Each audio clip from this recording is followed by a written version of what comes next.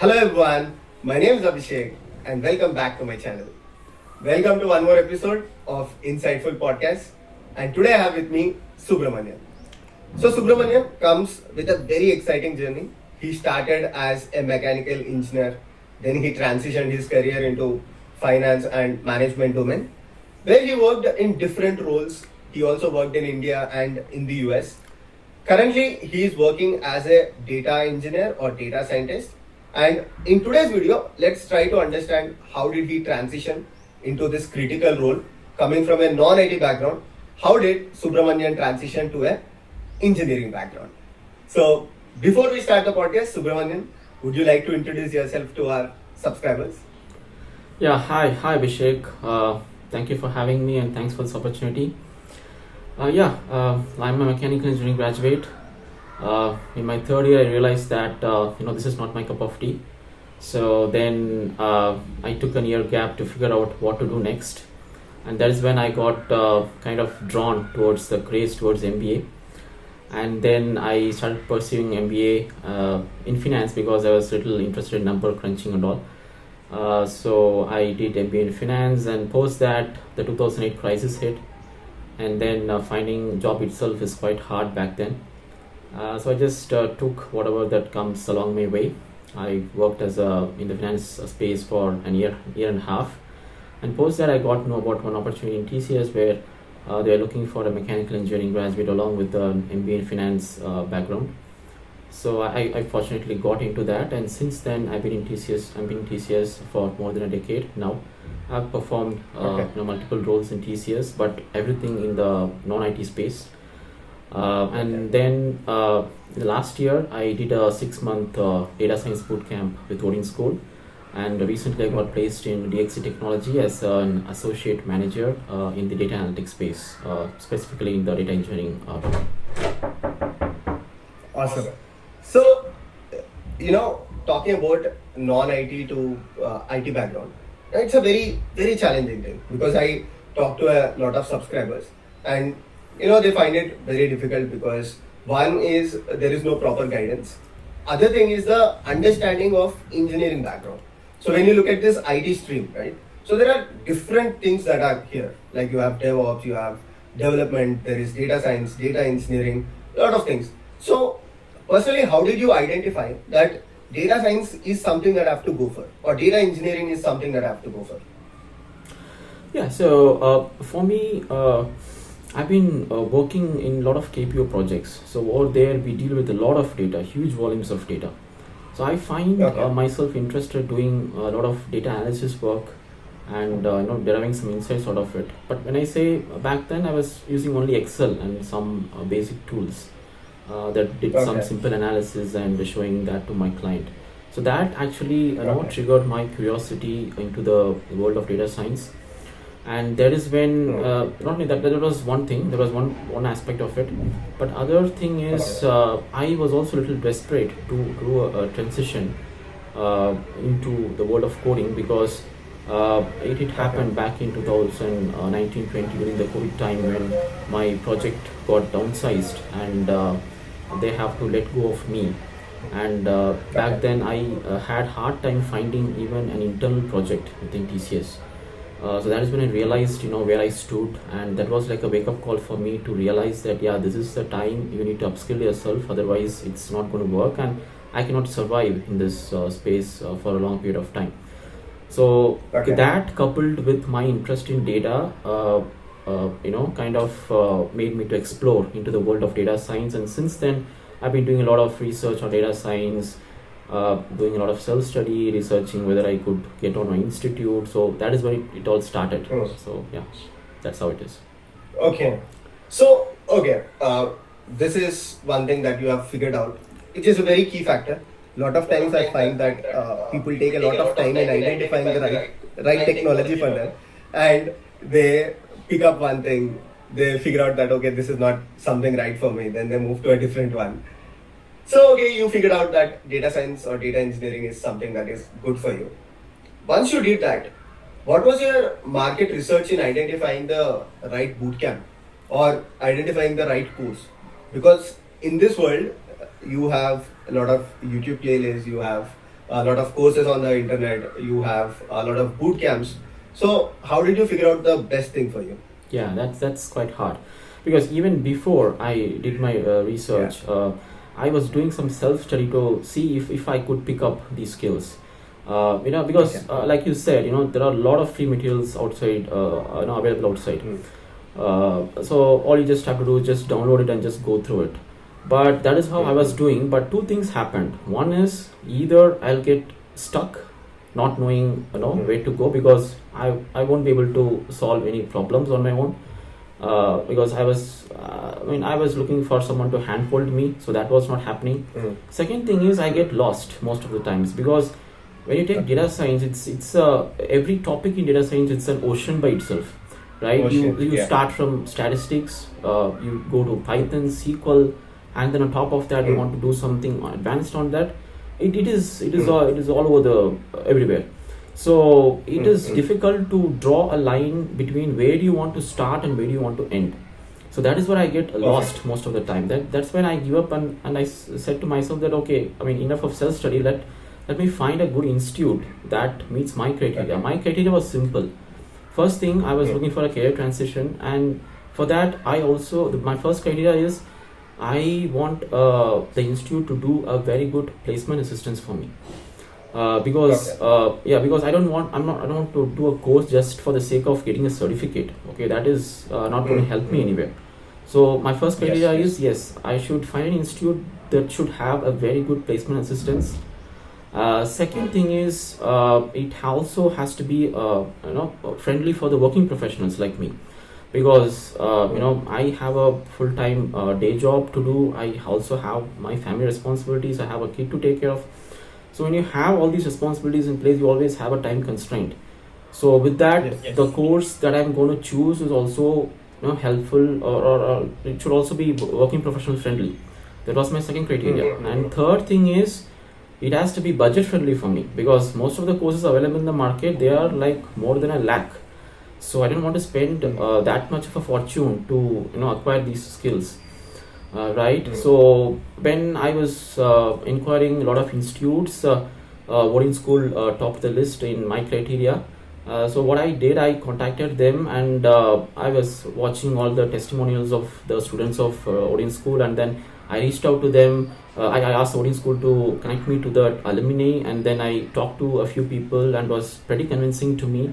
And that is when I shortlisted Odin school, and then I went ahead with the boot camp, and I'm glad that I found it, and there was no looking back, and it's all going well now. Yeah. Awesome.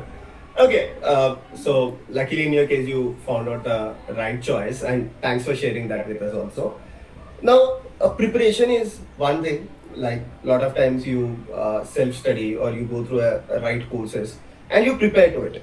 But once you prepare all these things, then comes the very critical part where you have to face the interviews, right? And facing the interviews for someone who is transitioning from non-IT to IT, even you go through a lot of preparation, you do a lot of projects, but still when you face the interviews, there is some sort of issues that you face, right? Probably people will ask you some real-time questions, or people start asking you how does your day-to-day activities look like, or hell lot of questions these days that people ask. So in your case, was this boot camp that Odin School offered, do they also have some special interview preparation strategy that help you clear the interviews? Yes, of course. Because what I realized is when it comes to this data science course, you not only have to upskill yourself on the technical aspects of it, predominantly you have to also work on your soft skills, because when it comes to data science, the most important aspect is the storytelling, is what I feel. Because you do a lot of analysis, you might use whatever technology and then you do everything on the back end, but then eventually what you have to do is you have to present it to the business users, and for that you have to be a very good storyteller. So in data science, that 6-month boot camp, what happened was right from day one, they not only groomed us on the technical aspect of it, but also on the soft skill aspect of it. It's not that by the end of the day, by the end of the course, they just give some soft skill training. No, it started right from day one, and that is where we were parallelly grooming ourselves on both on technical as well as the soft skill aspect. So that is one thing. But it doesn't end there. I mean, so once you are doing parallelly over there, they have every session you attend comes with a lot of assignments and assessments that comes along with that. So you always feel connected to the course because you don't lose touch on that. So that was one aspect, because someone like me, who is kind of a slow learner, and it will take some time for me to pick up some new skills. So it doesn't register well in my mind if I learn something new. So only if I do keep on doing this over and over again, it starts registering in my mind. So in that aspect, Odin School helped me to give in providing a lot of assignments, real world industry projects. So that actually helped me to showcase that in my resume. And then comes the resume part, because even before you attend the interview, they have to shortlist you, right? And for me, if you look at my resume, it is like a khichdi. You will have something about mechanical engineering, you will have something about finance, right? You have something about project management, team management, and where is data science coming in? So if anyone looks at my resume, they will definitely get lost, right? So that is where Odin School helped me in fine-tuning my resume, and they reorient my resume towards the data science role. So that if someone looks at it, they know that this guy has exposed to data science. So that is how it looks like. I mean, it's not something fictitious they create, but of course it's the same experience, but they just kind of fine-tune it as per the industry standards. So in that way, Odin School did a fantastic job in that, and that actually attracted a lot of recruiters through my LinkedIn and Naukri profile. Even I got to know that there is something called ATS, so they also helped me to increase the ATS score so that my resume gets shortlisted. So all these support I got from Odin School, and on top of that is when you will have a lot of mock interview sessions that they arranged. So that is when I realized my weaknesses, where I need to where I need to focus on. Let's say I was weak in SQL or weak in advanced Python. So that is where I need to focus on. So once I know my weakness, then all you need to do is just put on effort and do a lot of practice in that area. And that is where, you prepare yourself for the interview. And that is where, I groomed myself to face a lot of interviews. Okay, so that's great to know that you got the interview preparation strategy. The bootcamp was also offering a very structured learning. Now let me ask you a very generic question, because a lot of people who are watching this podcast might also be interested in data science. So, as you have already transitioned, if you would like to tell someone the roadmap to become a data engineer or a data scientist for someone who is from a non-IT background, can you tell in simple words, how can someone transition into data science, data engineering? I'll tell you what works for me, because first of all, even before you want to choose to be into the data science space, be it a data analyst or a data engineer or a data scientist, first you should have that passion to work with data, because as the name says, you'll be dealing with a lot of huge volumes of data. So even though there is involvement of coding, but essentially you are working with data and you're trying to extract some insights out of it using some tools, be it the coding or some BI tools, and then you are going to present it to a business user so that it will be helpful with the bottom line of your business. So when you have that, and when you are clear that yes, I am very interested in working with data and have the passion towards data, then it's a good starting point for you. And then to read on that, of course, if you can do a self-study and you learn on your own, it's well and good. But for me, it was not working. So for me, like I said, I got kind of lost and stuck in some places.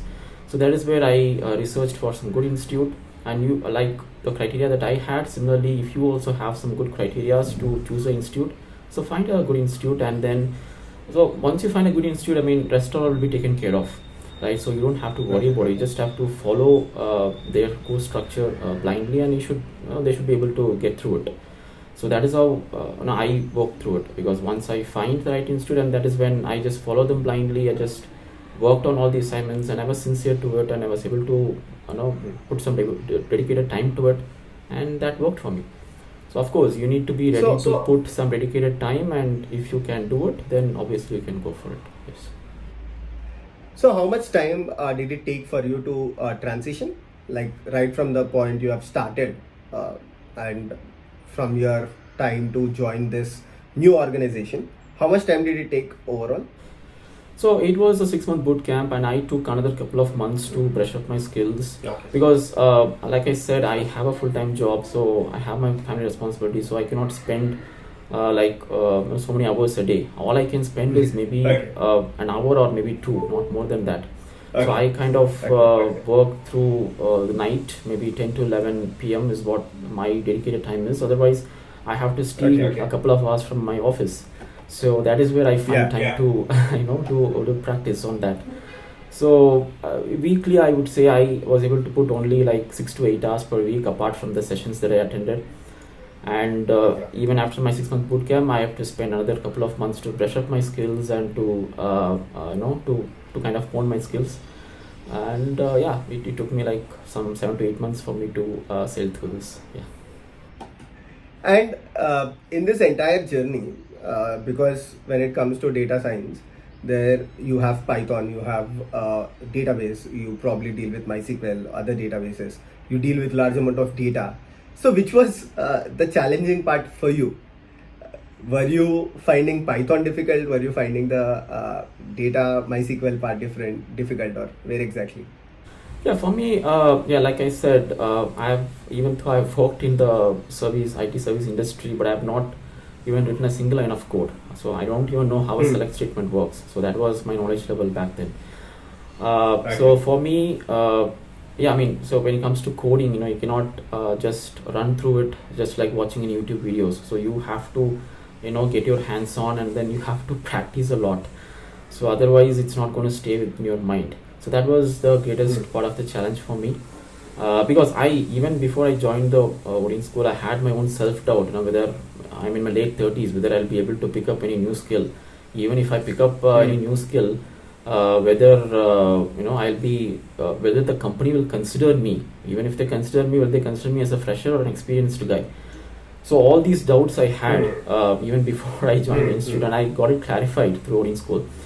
And then only I joined the institute, and then I just followed their course curriculum and their routine. And then I had to put a lot of practice, and that is where I was able to. Initially, I had a lot of interviews. I got failed because in Odin school, if you're an experienced guy, they started to share your resume right from the 4th month onwards. So you will get calls from the 4th month itself. But I was not able to clear any interviews because I have to do a lot of coding practice. So that was my biggest challenge. And to sail through that, I have to put a lot of practice, and that is where I was able to overcome it. Yes. Got it. So this entire process where you are preparing for the 6-month boot camp, and you're also working on your resume. So were you able to get into this role showing some experience with the projects that you have done while working on this Odin School Bootcamp? Can you give me an example of what kind of projects do you usually do there? Just an overview will also work. So of course, they have Odin School, they have a very good real-time projects and use cases that they give us to solve during the live sessions. And not only that, you also get to know how your other fellow students solve these problems. So we'll have a kind of a 3-4 hour sessions where you will showcase how you solve the problem, and your colleagues will showcase how they solve the problem. So you get to learn a lot from that, right? And to put it in my resume, of course, it's not only the projects that is provided by the Odin School. But what happened was there was one aspect of Odin School. There is a session called Odin Talks. So what happens is they will bring some industry leaders and experts, who are working in the data science space, and they will show us what is the real world challenge that they are facing and how they are solving it. So that kinds of opens up my mind, and that is when I realized that for me to differentiate myself from other resumes, I have to put something extra. And what I learned from these Odin talks is about the real world challenges that they face. I try to incorporate in my current organizations, and I voluntarily took up some projects related to data science in my current organizations, and I was able to successfully complete it. And that, when I put it in my resume, so that attracted a lot of recruiters. Otherwise, see, you are like a decade experience. There is also a fresher, doing a course with you. So how will you differentiate yourself, and how can you justify the package that you're asking for, right? So because right, so to do all those things, of course, I have to put my effort. I took, because Odin School, they have a very strong support system. Be it a doubt clarification session, or they also have a counselor where you can get in touch with. They will just keep track of everything, so you can take all those support system, and I utilized that very well, and then I tried to implement a lot of work on my current projects. So that is where I was able to come up with a lot of additional projects apart from what I got from Odin School, and that actually had a feather to my resume. Got it. Yeah, it's all about the survival of the fittest, right? When there are a lot of people trying to apply for the same role, you also compete with 10 years experience, 14 years experience, 15 years experience. At the same time, these days freshers are also doing the projects. So yeah, you have to be special to prove yourself and get the slot. So thank you so much, Subramanyan, for taking your time out today, and it was very insightful, even for me and for the subscribers who are watching this video. So thank you so much, everyone, for watching the podcast. And if you're also interested in going through the Odin School Bootcamp, I'll share the link in the description. By clicking on the link, you can explore their bootcamps, not just in data science, but they also offer in the web development.